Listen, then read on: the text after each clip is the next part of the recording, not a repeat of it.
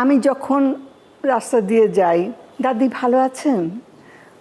দোকানে যাচ্ছে কিছু, দাদি কেমন আছেন? আপনার ওই ছবিটা দেখলাম, ওই নাটকটা দেখলাম। এখনো কি মানে শিক্ষক দিলারা জামান আসেন? খুবই আমার জীবনের ৩৫ বছর পরে আমার একজন ছাত্র আমার সঙ্গে দেখা করতে এসছে।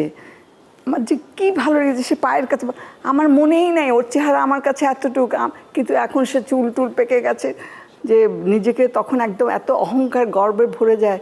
আমি মেয়ের কাছে যাচ্ছি, দোহাতে আমার বোর্ডিং কার্ড হারিয়ে ফেলেছি, কোথায় ফেলেছি মনে নেই। আমার তো অস্থির। তারপরে একটি ছেলে বলছে, আমার ম্যাডাম আমি আপনার ছাত্র ছিলাম, আমি না দেখছি এরকম পোশাক পরা। আমি বলছি বাবা আমার বোর্ডিং, আপনি বসেন। সে আমাকে ধরে নিয়ে চাটা খাওয়ালো, বললো আপনার কোনো চিন্তা নেই।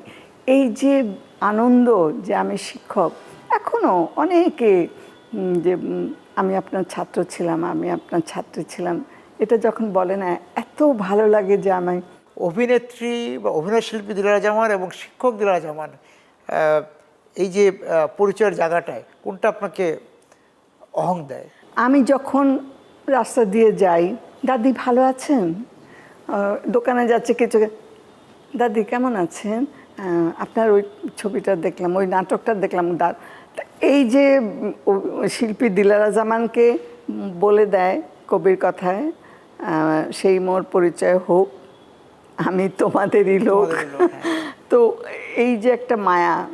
আবার যখন শিক্ষক দিলারা জামানকে পরিচয় দেয়, আপনি আমার ম্যাডাম ছিলেন, তখন আরেকটা আনন্দ। আসলে আমার মনে হয় সহোদরা বোন দুজন, কেমন কেউ কাউকে ফেলতে পারবে না। মাঝেই সহোদরা আছেন, একটা আমরা যেটা বলি টুইন।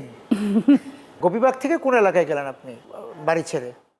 গোপীবাগ থেকে আমার স্বামী তখন রিসার্চ ছেড়ে দিলেন, তাও তার গাইডের সঙ্গে, তিনিও এক লেখক মানুষ, তো একটা খুব আত্মাভিমান এবং তো কী যেন আমার মানে অল্প কিছুদিন ছিল, থিসিস সব শেষ করবেন, মন খারাপ করে উনি, আমি তো মাঝে মাঝে তাকে খেপাতাম হাফ ডক্টরেট, আর বলতাম যে হ্যাঁ এইসব চাকরি টাকরি, আজকে সুন্দর একটা বিশ্ববিদ্যালয়ের প্রফেসর হতো, কি সুন্দর স্বাধীন জীবন, সরকারি চাকরি একটা বাধা ধরা নিয়ম, আমি অত পছন্দ করতাম না। তো যাই হোক, তো উনি ছেড়ে দিয়ে চাকরিতে ঢুকলেন এবং আমরা বদলি হয়ে গেলাম ময়মনসিংহে আর কি।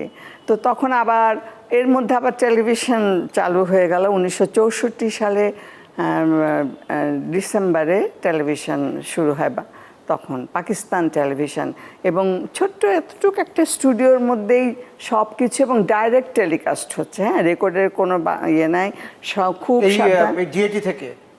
হ্যাঁ ডিআইটি এখন সেখানে ছোট্ট একটা স্টুডিও, ওইখানেই সব ওই স্টেজ ড্রামার মতো, স্টেজ ড্রামাতে তাও পাশের থেকে একজন প্রম্পট করে বলে দিতে পারে, এখানে সেই সুযোগও নেই। সেই রীতিমতো যুদ্ধ করা, এবং লাইট টাইট সব এক হাত দূরে সরে গেলে আউট অফ ক্যামেরা,